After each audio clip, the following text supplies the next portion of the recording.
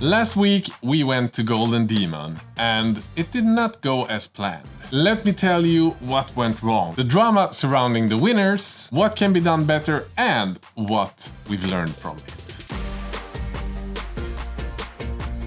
Chapter 1, Emil's entry. Earlier this summer, Lucas and I made a grand freaking plan of going to Golden Demon and we had so many cool ideas and concepts. And hopefully bring home every freaking trophy given out. Everything comes to Sweden. It started out quite well and I started working on my massive giant pirate giant. I had this idea to paint up a miniature that I had pretty much completely resculpted from the ground up. Because the miniature wasn't originally planned to be part of painting competition, there were some rough areas that needed to be resculpted and reshaped and refined, making each part look better than the original resculpt. And I kept working on the sculpting for a couple of days.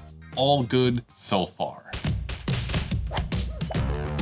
There is this one thing when you run a company and you have employees and you have to make sure that everything works, that some days there's a lot of administrative work around what you do in the videos. So instead of having 8 hours to resculpt and paint on a mini, often I ended up having between 3 and 5 hours per day. So it ended up taking me about a week to redo the parts that I didn't enjoy and make it look a bit better.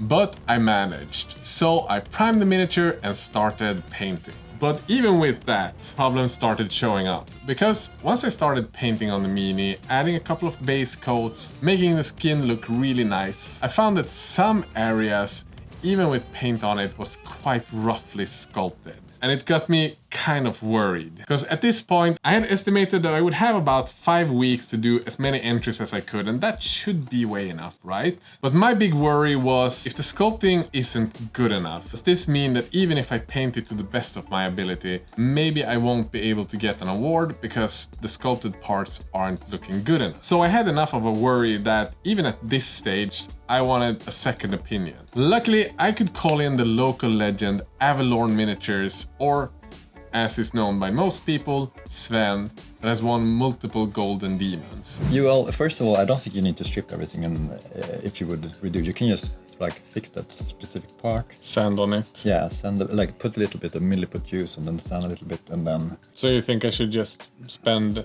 8 hours sanding, fixing, airbrushing? Yeah. The alternative is to do something else. It's like I can do something else, but... I don't think you have to, you know. I think you can fix this. With that, I was ready to jump back on the horse and start painting, and so I did. I painted for an entire day and just kept working on the skin to make it look as good as possible after I had resanded some of the areas. But after that, shit hit the fan. First and foremost, you guys remember this video where we painted an entire orc army. That was supposed to take us 1 or 2 weeks, but ended up taking us about 3 weeks. Meaning that I had already cut a lot of that time that I had dedicated to the mini just up in flames. I'm not complaining because I had a ton of fun and the reward of giving that army away was definitely worth it, but it put a time restraint on me. That wasn't all. The week after we gave away the orc army, I got the influenza, which is not my favorite thing to have. This didn't go according to plan. I have been knocked out with a fever for 4 days. And I thought, well, hey guys, I still have 3 weeks left to paint. Even after the orcs, I should be able to smash through this if I just get well in, 3-4 days. Should be good, right?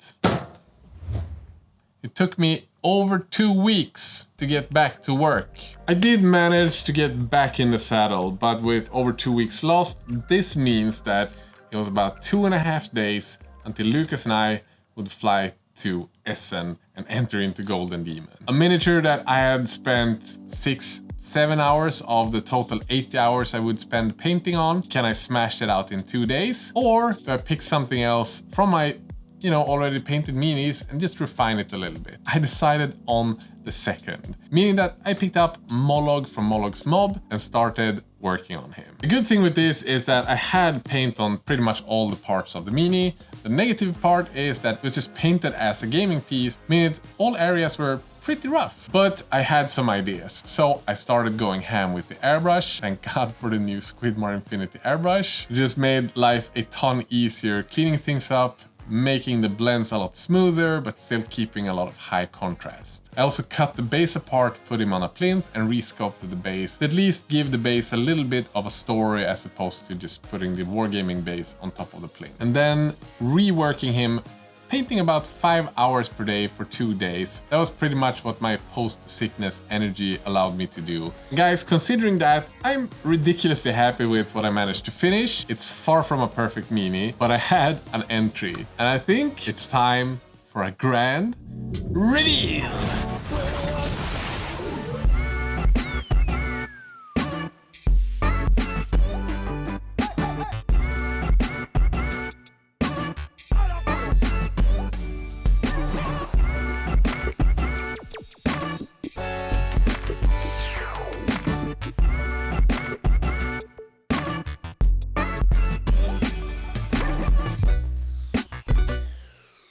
The question remains, how did our trip go?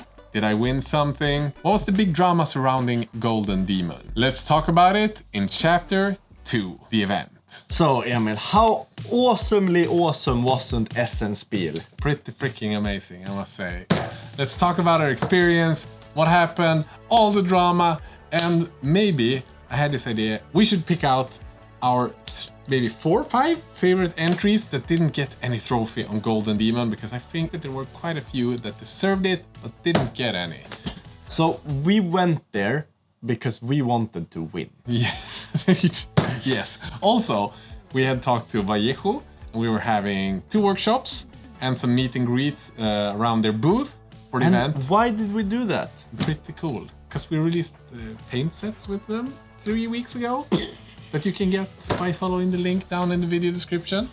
Only 1.5 weeks left on the campaign. Dudes, go get it. So, one of the coolest things when we got to the event was just the amount of people and the amount of people that came up to us and were like the loveliest people that had like, everyone came up with stories how like we changed their life or we helped them during tough times. And the meet and greets, there would be lines like going, you wouldn't see like the end of the line sometimes because it was just so long. And there was so amazing. Much cookies gifted. What is up with this?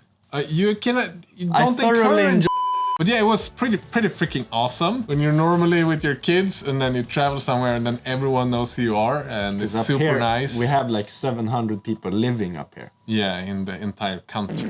Yeah. But that was, to me, like the best thing was just to meet all the people. Yeah. The negative, though, about that, I was so tired every night. Yeah, yeah, and you couldn't really walk around in the venue hall. Because there was so, like, obviously there's 200,000 people in the event. But it would probably be overwhelming for 90% of people, just the amount of people. And we also managed to meet some of our fellow co-workers on the YouTube Platte Reformer. Yeah, so the big one for me was I got to finally meet Brent. Goobertown. Yeah, Goobertown from Brenter Time Hobbies. Yes. And we also got to hang out with what was probably the best beard in the entire event. Sumikito. That was really nice too. Yeah. We had a really short, quick meeting. I met him last year as well. So. Look at you, Mr. Big Boy. And Stali, Tale of Two Painters, came up and talked to us a bit. That was super nice. And the Wardle, of course. Who is that? Who is that? The best, nicest guy in the world, probably. Shorter than me. Yeah. It's a win. Byron from Artis Opus. Yeah. Richard Gray. Richard Gray. Who I've been following for 7 years on Instagram. Yeah. Ben Kometz. Roma Lapat. What the hell? How nice wasn't that? I mean, I feel like I shouldn't mention any more people because I met so many nice people. And before we get into the second gripping chapter of this video about all the drama, let's talk about something that you might want to try. I know that probably 50% of our viewers are creatives, and that means that they probably have their own projects with bands, maybe they have a commission service where they paint minis, or maybe just their own company or product that they want to showcase online. And with Squarespace, it's never been easier to showcase that on the internet. The main reason for that is because Squarespace is completely free to try out. You have their brand new design intelligence that combines over 2 decades of knowledge with artificial intelligence to help you design the best website for you. You can also use one of their award-winning templates to just get an amazing design from scratch and just add the images that you want to do using their drag and drop functions. And still to this date, we've found running this business, Squidmar, having our own platform that's not on Instagram, Facebook, or YouTube has been vital for us to survive as a company. And if something goes down, we always have the mailing list and our website to showcase our products and all of that kind of stuff. And we've done that with the help of Squarespace, and you should too. So once you've gone to squarespace.com and made your own website and you're ready to launch, head to squarespace.com/Squidmar to get 10% off your entire purchase of a website and a domain. It's never been easier. Go check it out now. Let's dive in a little bit to the drama and kind of the end result. So you entered 4 minis. 4 of them. A pony, Age of Sigmar entry, 40k entry, and Necromunda entry. And you would think that someone as awesome as me would at least go away 3 with golds. 4 gold. Yeah, and I entered 1 mini as seen in this video. So we entered them day 1. Pretty cool. Stand in line. For hours. Talk to people to enter the mini, which is pretty cool. When you then come into the front, you enter the minis and they start putting them out in the shelves. Next to every mini there's a small piece of paper, and they start putting stickers on them. And different stickers means different things. Nobody knows exactly what they mean, but can mean that you've like gone to the next step in the judging process, and you have to kind of guess for at least 1 more day. Because then on Saturday, you start seeing new stickers on some of the minis, which causes a bit of drama, I would say. Because when you're there with some of the world's best painters and you've held the minis in your hand and seen how amazing they look, and you see that they have received 0 new stickers day 2. That means that they have been removed from the judging process and haven't moved on to the next step. This does cause a massive avalanche of emotions and uncertainty through all of these painters. With 24 hours left to go until the ceremony. Because nothing is really set in stone until they've handed out all of these trophies. But you still get a hunch because they start like adding these stickers to like a lot of the pieces, and already like the day before, most people know if they're gonna move on with their piece or not, which in my opinion is such a massive flaw in their judging process that it's like, I don't know, what are they thinking? That is such a weird thing. Because the weird thing here is because of the secrecy around, like surrounding these stickers, they all obviously want to keep it a mystery. Yeah. But they're doing a really shitty and poor job of keeping it a secret. Because they're only giving stickers to the ones moving forward to the next step. It's like, so they should either just quit with the stickers thing. Yeah. Or they should just quit moving the minis around and like positioning them into the final grading. They should just have everything sealed or be really transparent. Yeah, and we saw some people post on Instagram, as an example, Richard Gray, which again, I just got the luxury of seeing his piece in hand. I totally get like the disappointment you have when you've spent, 50 to 100 hours on a piece that everyone thinks is like one of the most beautiful pieces in the competition.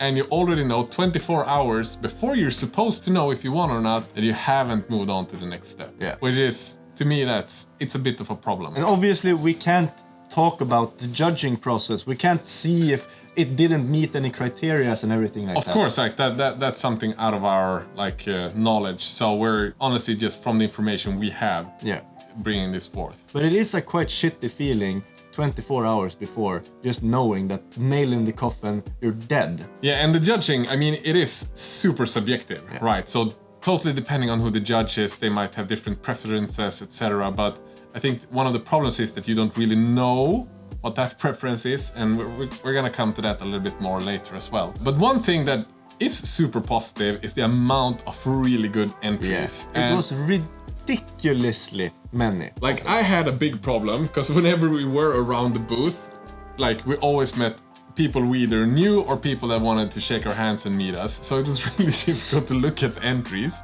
But even from just the stuff that I did look at, there is probably, 5, 6 in every category that I personally would be like, hey, dudes, this could have won a bronze or a silver or a gold, in my opinion. So I can't imagine how much problems the judges must have when they go through pieces. But that's also kind of the beauty of this entire hobby, that we do think unlike everyone. Just like our dear friend our maybe now best friend, Richard Gray, we got... You heard it here first, Richard. We got the unpleasant news 24 hours before handing out the trophies to me that I got the sack in the balls and they just kicked me and they spat on me and they said I'm the worst painter ever, and this all came as a shock for me. Yeah. It was a bit tough because already the day before none of us had the placement in the shelves because they put like the ones that had the highest placement in the top and then the finalist pins in the second one and the notable entries in the third one, and then in the bottom rack they put all the losers. It's not a great feeling to see that the day before. Like, why do I even have the ticket for the last day? Like, I can get why a lot of people feel like that. Because I entered a piece where I know I didn't, like, it's not the best piece I could have done. Like, I wasn't super disappointed of not getting anything. Of course, you start looking at other entries that get notable or a finalist pin and you're like, but some parts of my mini feels better than this. But then I also know the flaws that I had, like, okay, some of the gaps underneath the arm didn't look really great. No.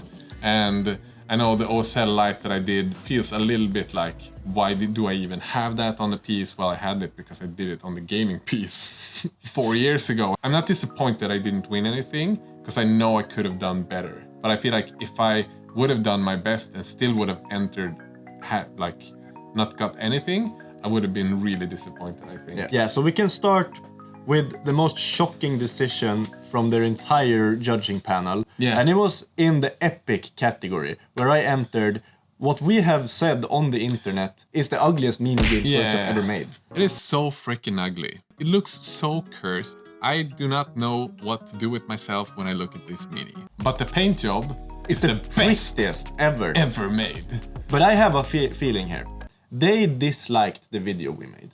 Yeah, and therefore they gave me nothing for it. Yeah, it's a personal vendetta 100%. And Lucas was this close in burning down the entire festival just because he didn't win anything with the ugliest mini. They put it in the bottom. And I'm not super surprised, to be honest. A paint job painted in 2 hours with a base that barely was painted. Yeah. You could see the paint strokes in the green rim of the base. I think if you would have done a prettier base, maybe you could have gotten a notable. You didn't deserve a win. No. Especially like considering some of the winners in that category. But 2 people did take me on the arm and say, I saw your Bright Stallion. Mm-hmm. So I'm really happy I entered it. Yeah. Because obviously it brought joy to it. Yeah, and you didn't spend any extra time on it. You just entered a finished mini. And then we have my 40k entry. Yeah, which also was a kind of a joke entry. Yeah, I brought the Legion of the Damned mini I made for a video, and I got a notable entry. Yeah, which is what the hell? I didn't get a notable for my monologue. Because I painted it in like 3 hours. Yeah. No, but I know why I didn't get more with that, because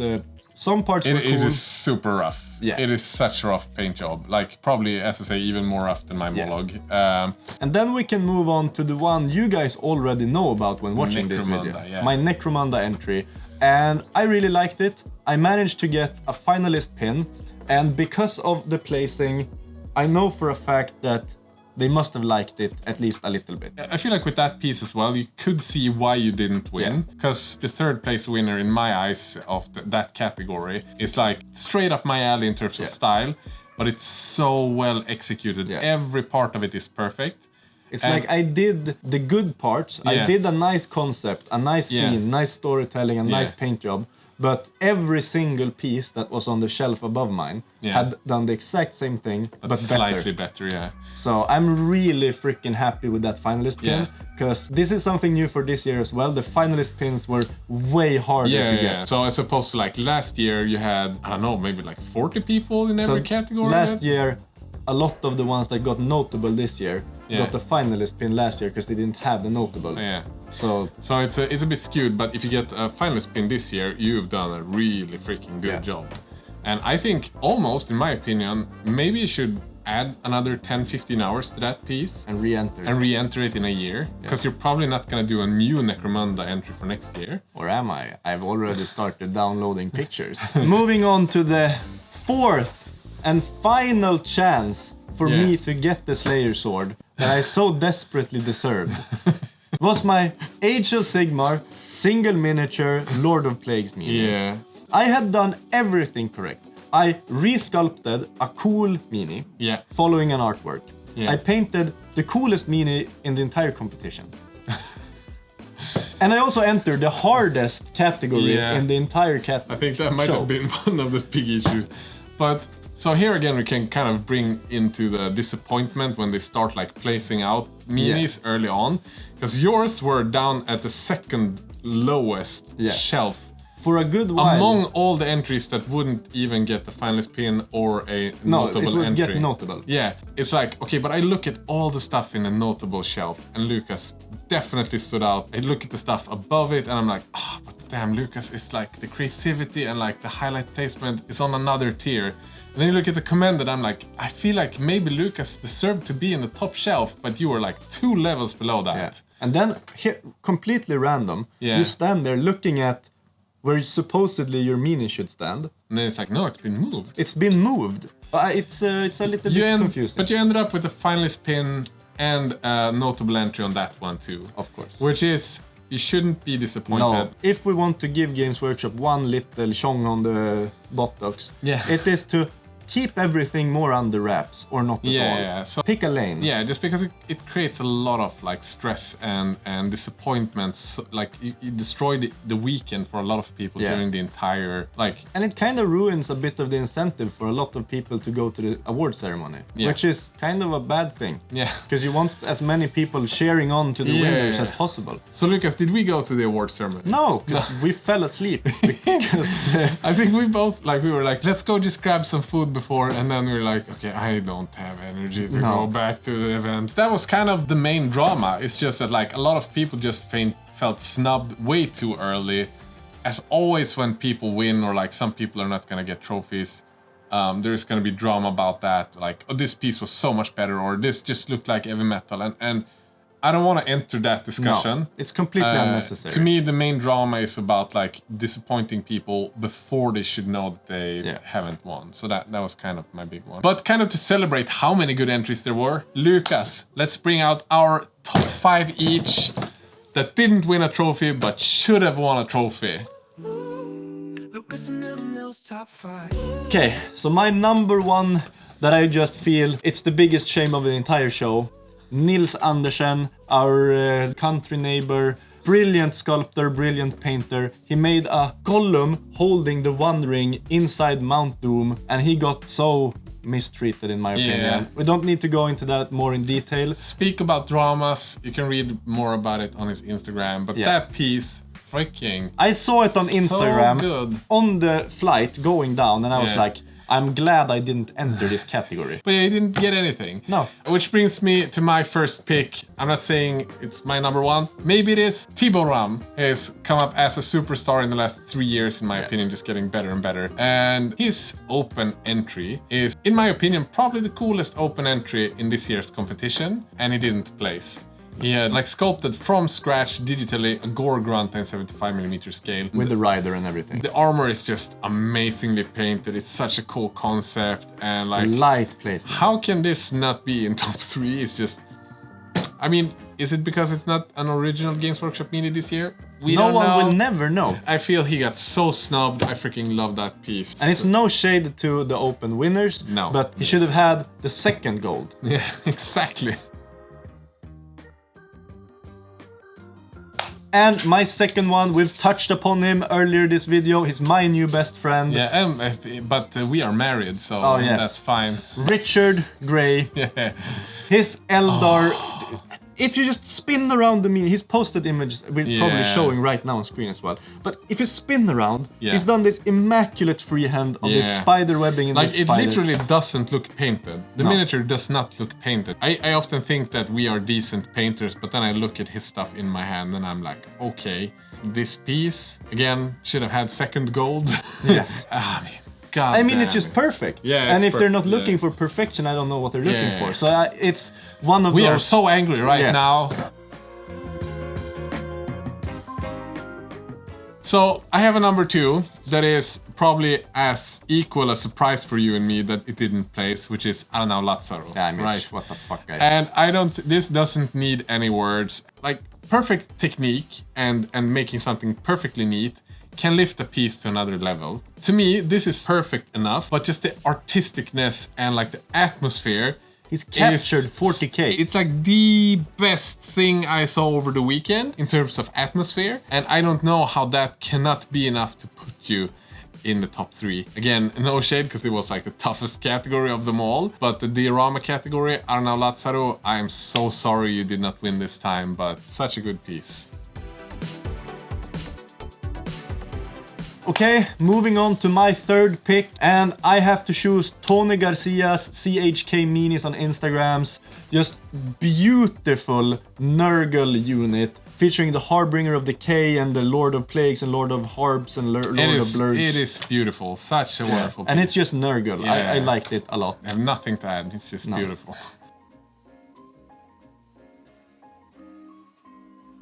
My number 3 pick is actually a competitor to your piece for the Age of Sigmar category, and that's Nibirison's High Marshal on a horse. It almost looks like a vampire kind of walking through a graveyard in the moonlight. It had a really cool backdrop. It's fucking perfect in my eyes. Again, to me, like, creativity is like an atmosphere is so much higher than like perfect technique. It evokes so much emotion in me compared to some other pieces. It didn't even get commended, so I don't know what to say.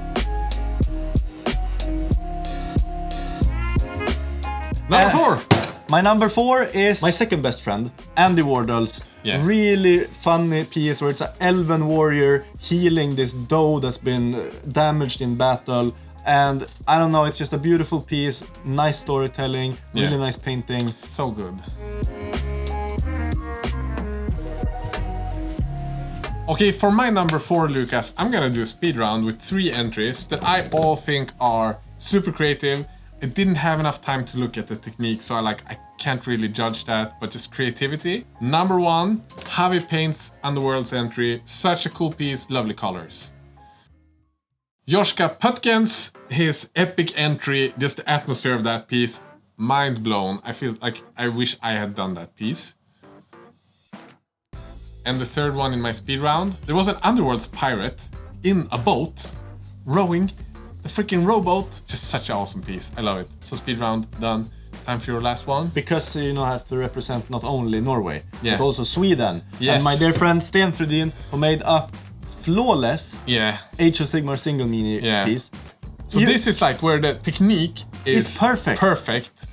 And if it's not technique, if it's not creativity you're looking for, what the fuck are you looking for? We don't know. But Sten freaking tops up the job. Good job, man. But he has 12 golden demons, so he can't complain. Leave some for the rest of us. Your final one. A final one, again, this piece was something that when I was just skimming through the shelves, the little time that I had, there was one piece, Laukavai versus Asheran, and this piece was just like the atmosphere and just like I can understand maybe why it didn't place, because it's a very big base and maybe you want something that tells a story more closely together. But this one just caught my eye the second I saw it, and I felt like, oh shit, this is I want to do this too now. So that's my last. But with that said, some amazing entries. Our last kind of feedback and thoughts on entering Golden Demon. My first one is enter something even if you haven't done everything you can to enter it, because it's just nice to have an entry and compare it to others in the shelf to know for next year what you can improve and do better. And I would say don't be bothered if you're like, oh, I'm maybe not painting this perfect style or whatever. Just do it because you like it and you feel good about painting it. I think this is the most important part of the entire hobby, that we enjoy it because we like painting. And there's only 3 trophies in every category, so it's really tough. And my last kind of feedback to anyone who's thinking of entering: don't be disappointed if you don't win, even if you feel like you deserved it. And the rest feels kind of random, like they can't be perfect with judging all 1,000 entries. Some of them are going to fall under the radar. Some of them are not gonna get commended that deserves it. Richard Gray. But it is what it is, and it's just a competition. Like it's not life and death. A lot of people spend 60 hours on them, but they come back next year, and maybe next year they win, or in 3 years from now when they least expect it. So don't be too harsh on yourself or give up just because you didn't win this time. There is another time, and It's called adaptive. Yeah. And of course, if you have that competition itch and you for some reason missed the Golden Demon, of course there are other painting competitions. That maybe fits better with like the creative style that we talked about. Massive thanks to everyone watching this video. Smash like if you want to see more Golden Demon content or competition content next year. Check out our paint sets that we've released with Vallejo, as we mentioned earlier in this video. And there's only 1 week left to get the airbrush. So if you want that one, now is the time, because you don't want to be like without the Squidmar Infinity limited edition thing if you're gonna get an Infinity. So get one now while you can. Just 1 week left to get it and then it's gonna be gone forever. A massive thanks to this week's sponsor, Squarespace. We freaking love you guys. And also these wonderful Patreons. Especially the top donors. This guy here. I'm gonna bite you off.